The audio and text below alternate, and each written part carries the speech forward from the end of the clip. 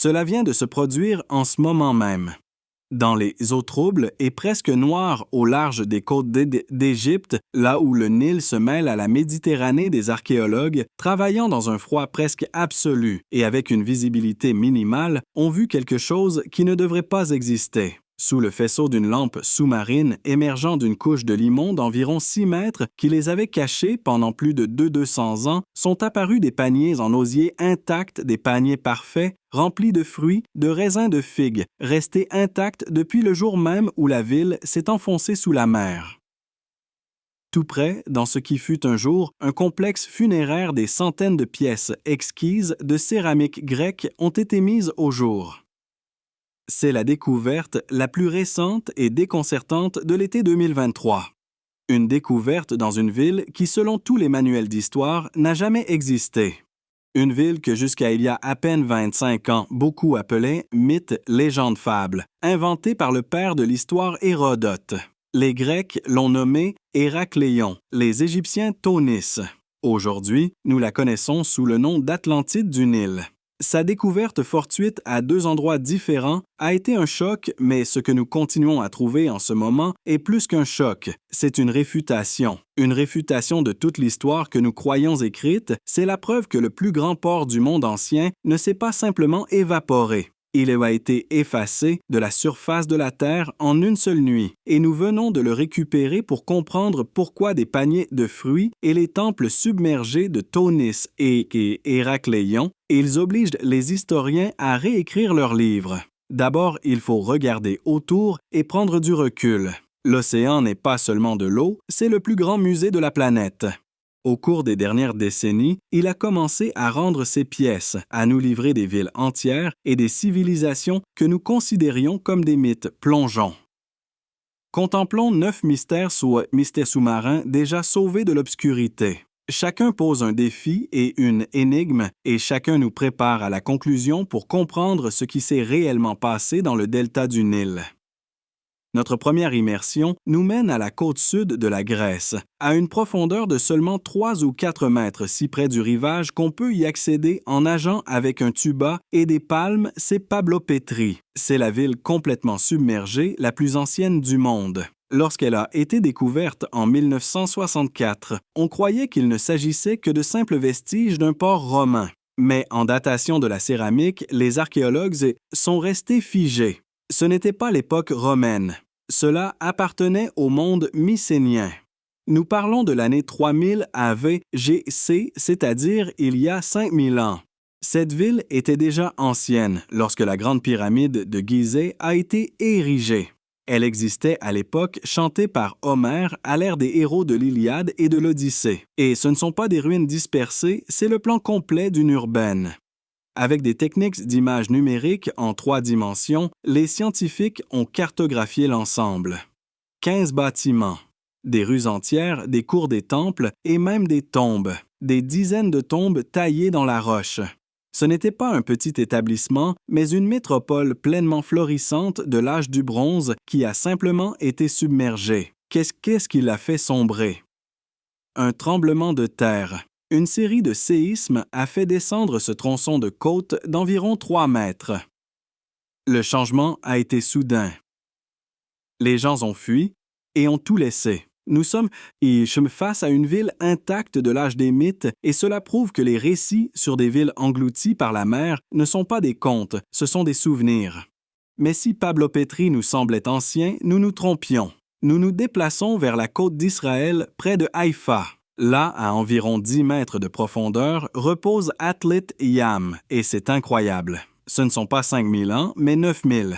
C'est le néolithique, l'âge de pierre. C'est avant l'écriture, avant la roue, avant les pyramides, avant même Göbekli Tepe. C'était un établissement de chasseurs-cueilleurs qui commençait à expérimenter l'agriculture. Qu'a-t-on trouvé là-bas? Les fondations de maisons, un puits, qui prouvent une occupation toute l'année des os d'animaux, des outils en silex et des tombes des dizaines de squelettes, conservés à la perfection par l'eau salée. L'étude de l'un d'eux, une femme et un enfant, a révélé le premier cas connu de tuberculose dans l'histoire humaine. Cette découverte a réécrit l'histoire de la médecine. Mais le plus incroyable est autre chose. Au centre du village se trouve une structure mégalithique 7 pierres, d'environ 600 kg chacune disposées en cercle comme un petit Stonehenge sous-marin. Il y a 9000 ans, les chasseurs-cueilleurs élevaient des temples mégalithiques pour ensuite disparaître. Qu'est-ce qui les a tués? Ce n'était pas un tremblement de terre, c'était l'océan. À la fin de la dernière glaciation, les glaciers colossaux ont fondu. Le niveau de la mer a monté et a monté rapidement. Il a englouti leur village. Atlit Yam n'est pas un mythe. C'est une preuve physique d'une civilisation antédiluvienne, littéralement balayée par une grande inondation. Maintenant l'Inde, le golfe de Kambat. Pendant des siècles, les textes hindous du Mahabharata et des Puranas ont parlé d'une grande ville. Dvaraka, la capitale du dieu Krishna. Il la décrivait en détail 70 000 palais d'or et d'argent de puissants remparts, un port, et affirmait qu'après le départ de Krishna de la terre, l'océan avait englouti sa ville. Pendant cette chute jour, la mer a monté et a emporté Dvaraka. Les historiens se sont moqués, mythes, allégories religieuses, jusqu'à ce que le légendaire archéologue indien S. R. Rao commence des recherches sous-marines dans les années 80 et la trouve. Il découvrit des restes de murs de bastions, des ancres en pierre, des artefacts. La datation indiquait environ 1500 ans avant Jékoussé. Cela correspondait à l'époque des récits. Le monde scientifique était resté stupéfait. Le Mahabharata n'était pas seulement une épopée, c'était aussi une chronique. Mais cela ne s'est pas arrêté là. En 2001, l'Institut national d'océanographie de l'Inde a effectué un scan de routine du golfe de Kambat. À 40 mètres de profondeur, le sonar a dessiné une ville. Pas n'importe quelle ville, une gigantesque empreinte urbaine. Les anomalies marquaient des rues rectilignes, des structures et des murs s'étendant sur environ 9 km. Ils ont descendu une drague, ont extrait des fragments de la céramique, des perles et un morceau de bois. Ils l'ont envoyé pour datation par radiocarbone. La réponse semblait impossible. Une antiquité de l'ordre de 900 ans, plus ancienne qu'Égypte et Sumer. Un résultat si scandaleux que la science officielle craint encore de le reconnaître. On insiste, c'est discutable. Peut-être des sédiments fluviaux, mais les formes avec des angles droits restent au fond en attente. Et si Dvaraka n'était pas une seule ville, et si c'étaient plusieurs construites les unes sur les autres, et si l'histoire de Krishna était la dernière page d'une civilisation qui se perd dans la nuit des temps, toutes les villes englouties ne sont pas éloignées dans le temps. Certaines frôlent la contemporanéité et nous donnent la clé des catastrophes instantanées. Passons à la Jamaïque, année 1592. Port Royal, la ville la plus riche et la plus vicieuse de la planète capitale des pirates. L'endroit où Henry Morgan a dilapidé son or. Une ville érigée sur du sable sur une plateforme instable. Le 7 juin 1592 à 11h43, la terre a tremblé. Un puissant tremblement de terre. Mais ce n'est pas le tremblement qui l'a tué, mais ce qui est venu après. La liquéfaction du sol, le même phénomène qui détruirait Héracléon. Le séisme a transformé le sable apparemment ferme en une boue liquide. En à peine 2 minutes, 2/3 de la ville, avec des bâtiments, des rues, des entrepôts remplis de trésors et des milliers de personnes se sont glissés vers le port. Ce fut la Pompéi du Nouveau Monde, un apocalypse instantané. Pour l'archéologie, une capsule temporelle. Aujourd'hui, les plongeurs descendent et trouvent des bâtiments encore debout au fond. Ils découvrent des tavernes avec des bouteilles de rhum encore sur les étagères. Et est apparu cet artefact célèbre, une montre de poche arrêtée au même instant où son propriétaire est tombé à l'eau. Elle s'est arrêtée à 11h43. Ce n'est pas un mythe, c'est l'acte notarié d'une catastrophe. C'est ainsi que meurent les villes. Voyageons maintenant en Italie, dans la baie de Naples. Ce qui repose ici sous l'eau n'est pas une tragédie, c'est du luxe. La ville de Baiae était à Las Vegas de l'Empire romain, l'endroit où empereurs-sénateurs et magnats allaient se livrer au plaisir. César, Néron, Auguste, tous avaient des villas là-bas. C'était une ville d'hédonisme, de thermes fumants et d'architecture éblouissante. Mais elle a été construite sur le lieu le plus dangereux de la terre, les champs Phlégréens. Ce n'est pas seulement un volcan, c'est un supervolcan. Et la Terre, ici, respire. Ce phénomène s'appelle bradycisme. À cause du mouvement du magma, le terrain monte et descend de manière continue. Au cours des 2000 dernières années, Baia'i s'est lentement enfoncée. Elle ne s'est pas effondrée, elle s'est immergée. Aujourd'hui, les plongeurs traversent les salles des villas romaines. Ils flottent dans ces rues, contemplent des mosaïques entières intactes, voient des statues de marbre encore à leur place, visitent des tanit, des temples de Vénus et de Diane. Ce ne sont pas des ruines dispersées, c'est une ville suspendue, congelée dans le temps, et cela nous permet de comprendre combien de notre histoire peut se cacher sous à peine quelques mètres d'eau. À quelques pas de la côte. Revenons en Égypte, très près de notre protagoniste. Nous sommes dans le port d'Alexandrie, la ville que nous croyons être le grand port et qui s'est également enfoncée.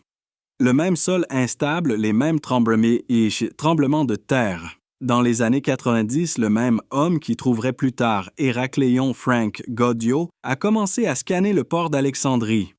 Et il a tout trouvé. Il a découvert le palais de Cléopâtre, l'île d'Antirodos, où elle se tenait complètement sous l'eau. Goddio et son équipe se sont enfoncés dans ce qui furent les Stalaneti, les appartements de privés de la dernière reine d'Égypte. Ils ont trouvé ces statues, ils ont trouvé des statues de son père représentées comme une sphinge. Ils ont trouvé des images d'Isis et les restes du phare de Pharos, l'une des 7 merveilles du monde. Des blocs de granit géants précipités à la mer lors d'un séisme. Les découvertes à Alexandrie ont prouvé que toute cette côte était maudite une zone de catastrophe tectonique, une tempête parfaite de tremblements de terre, de tsunamis et de liquéfaction. Alexandrie a survécu, mais a perdu son port. Son frère aîné Taunis Héracléon a disparu complètement. Nous traversons l'autre bout du monde, le Japon, l'île de Yonaguni. En 1986, le plongeur local Kiyachiro Aratake cherchait de nouveaux endroits pour observer des requins marteaux et est tombé sur un monument, une structure gigantesque d'environ 50 mètres qui semble artificielle. Cela ne ressemble à rien de connu, ce n'est pas une ville, c'est un mégalithe. Nous voyons ce qui semble être une colossale pyramide à degrés. Des terrasses parfaitement planes, des angles de 90 degrés. Les plongeurs ont surnommé certains volumes la tortue et la tête.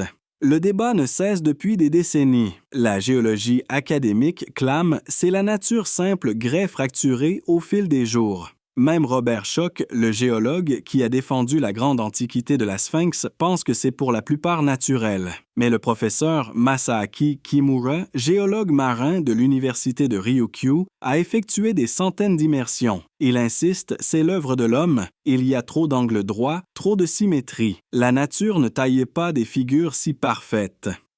Il croit avoir vu des marques d'outils sur la pierre des reliefs. Sikimura a raison.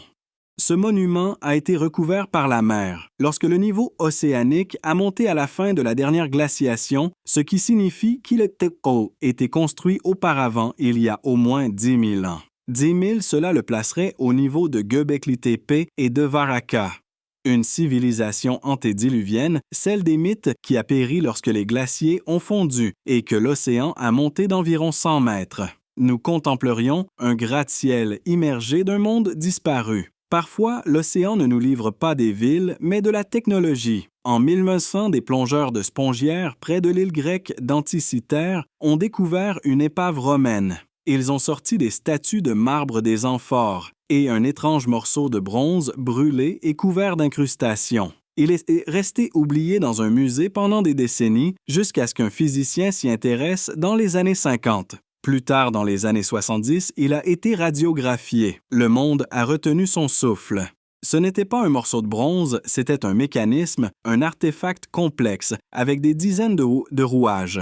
Un ordinateur, un ancien ordinateur analogique. 70 ans de recherche ont permis de le comprendre. C'était une calculatrice astronomique. Elle pouvait prévoir des éclipses solaires et lunaires. Elle suivait les mouvements du Soleil, de la Lune et des planètes connues. Elle tenait compte des subtilités du mouvement lunaire. Elle était calibrée avec le calendrier olympique. Sa complexité est sans précédent. Rien de comparable ne réapparaîtrait avant de nombreux siècles avec les premières horloges astronomiques médiévales. Il y a plus de 2000 ans, alors que le monde classique élevait ses monuments, quelqu'un en Grèce construisait des ordinateurs. Cela le prouve. Nous sous-estimons les anciens. Nous ignorons qu'une autre technologie dort au fond de villes englouties que nous continuons d'appeler primitives. Et maintenant, oui, nous revenons à la réalité et peut-être à des technologies oubliées. Nous revenons avec Frank Goddio et son équipe.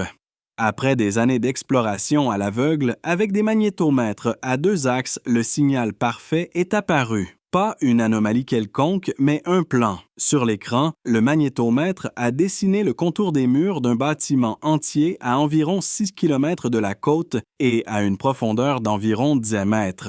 Goddio a envoyé des plongeurs. Ils sont descendus dans une eau sombre et froide. Ils n'ont rien vu. Ils sont arrivés au fond. Limon compact. Ils ont navigué avec des instruments vers le point zéro et ont commencé à creuser. Ils ont enlevé la boue à la main. Ils ont utilisé des pompes à eau pour aspirer la saleté et à travers le nuage trouble, quelque chose les a regardés. D'abord un œil, puis les lèvres, ensuite une joue d'une perfection polie. Depuis l'obscurité d'une tombe de 2000 ans, un visage gigantesque de pierre les observait. C'était une tête colossale en granit rouge. Ils l'ont nettoyée. Ils sont restés stupéfaits. Elle était parfaite. La couche de limon, comme un sarcophage, l'avait protégée du sel et de l'érosion. Ce n'était pas seulement une tête, c'était une statue. Ils ont creusé autour. Le corps est apparu. C'était une figure d'environ 5 mètres. L'image du dieu Hapi, seigneur du Nil et de l'abondance. Il tenait dans ses mains un plateau avec des offrandes ironies du destin, le dieu de la vie, trouvé dans la ville des morts. Ils n'avaient pas trouvé un objet. Ils avaient trouvé un lieu. Ils avaient trouvé Héracléon. Ce qui a suivi était comme un rêve, ce n'était pas une découverte, c'était une résurrection. L'équipe de Goddio a compris qu'ils n'avaient pas mis au jour une seule statue. Ils avaient tout trouvé, la ville entière. Chaque nouvelle anomalie sur la carte du magnétomètre s'est révélée être un prodige. Ils ont commencé à retirer le limon couche par couche et la ville est émergée. Qu'est-ce qui est sorti? Le grand temple d'Amon-Yereb. Ses murs étaient encore debout, mais renversés vers l'extérieur comme des dominos. Cela suggérait un coup dirigé, une poussée dévastatrice. À l'intérieur, ils ont trouvé le naos, le sanctuaire central taillé dans un seul bloc de granit rose. Ces murs étaient hauts et couverts de hiéroglyphes, des hiéroglyphes qui décrivaient les mêmes rituels mentionnés par Hérodote. Ce fut la première confirmation. Hérodote n'avait pas menti. D'autres colosses sont apparus. Un pharaon de 5 mètres en granit noir. Sa femme, la reine, également de 5 mètres. Ils gardaient l'entrée du temple comme des gardiens éternels, jusqu'à ce que la ville s'effondre dans la mer. Des centaines de milliers de pièces d'or sont apparues non seulement égyptiennes, mais grecques de tout le bassin méditerranéen. Cela prouvait leur caractère international. Des bijoux fins en or, des boucles d'oreilles, des amulettes, des objets personnels d'habitants qui ont tout abandonné lorsque la ville a commencé à s'enfoncer. Des centaines de petits pois. De petits pois en plomb sont apparus les poids officiels du temple avec lesquels les marchandises étaient dépesées et les impôts étaient mal collectés. Il manquait la preuve définitive, le passeport de la ville. Et ils l'ont trouvé. Une stèle d'environ 2 mètres, un monolithe en granit noir couvert de hiéroglyphes. Elle a été érigée par le pharaon Nectanebo I vers l'an 380 AV. GC, c'était un décret officiel. Dans ce décret, le pharaon ordonnait de percevoir un impôt de 10% sur toutes les marchandises grecques passant par ce port. Cet impôt devait être remis au temple d'Amon-Yereb, celui dans lequel il se trouvait. Mais le plus crucial est arrivé à la fin. Le décret spécifiait le nom de la ville dans la version égyptienne du texte Thonis et dans la version grecque Héracléon. C'était leur pierre de rosette particulière. Cela prouvait que Thonis et Héracléon n'étaient pas 2 lieux distincts, mais la même ville.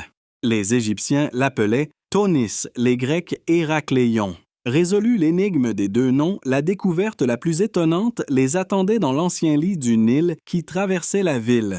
Le canal jadis rempli de bateaux était devenu un cimetière. Les magnétomètres ont marqué des dizaines d'anomalies alignées au fond. Ils ont commencé à creuser et des bateaux sont apparus. Pas un, pas deux. 73 navires anciens empilés les uns sur les autres, impeccablement conservés dans le limon sans oxygène. C'est le plus grand cimetière de bateaux anciens jamais découvert. Ils étaient en parfait état. Mât, gouvernail, cargaison dans les cales.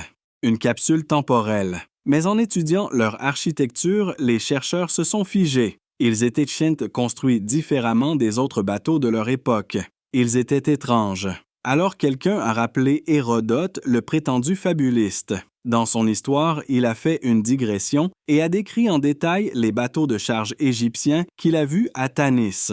Il les a appelés Bari. Il a écrit, ils sont construits avec de l'acacia, les planches sont coupées et emboîtées comme des briques. Ils sont maintenus à l'intérieur avec de longs et solides tenons. Ils portent un seul gouvernail qui traverse la quille. Pendant des siècles, les historiens navals ont ri. Ainsi, on ne construit pas des bateaux. Il n'a rien compris, il a tout inventé. Cependant, Goddio a récupéré le navire 17 et son équipe l'a analysé. C'était un baril exactement avec cet appareillage de briques, avec de longs tenons, avec un gouvernail traversant la quille. Tout ce qu'Hérodote a décrit s'est avéré vrai jusqu'au dernier détail technique. C'est pourquoi cette découverte remet tout en question. Première réfutation. Nos sources ne sont pas des mythes. Pendant des décennies, nous avons traité avec condescendance les chroniqueurs anciens comme Hérodote. Ils exagéraient, embellissaient, fabuléaient. Les découvertes à Toni Héracléon montrent que Hérodote n'était pas un conteur, mais un reporter. Il a enregistré ce qu'il a vu avec une précision stupéfiante. Cela nous oblige à relire tous les textes anciens, tout ce que nous avons rejeté comme légende.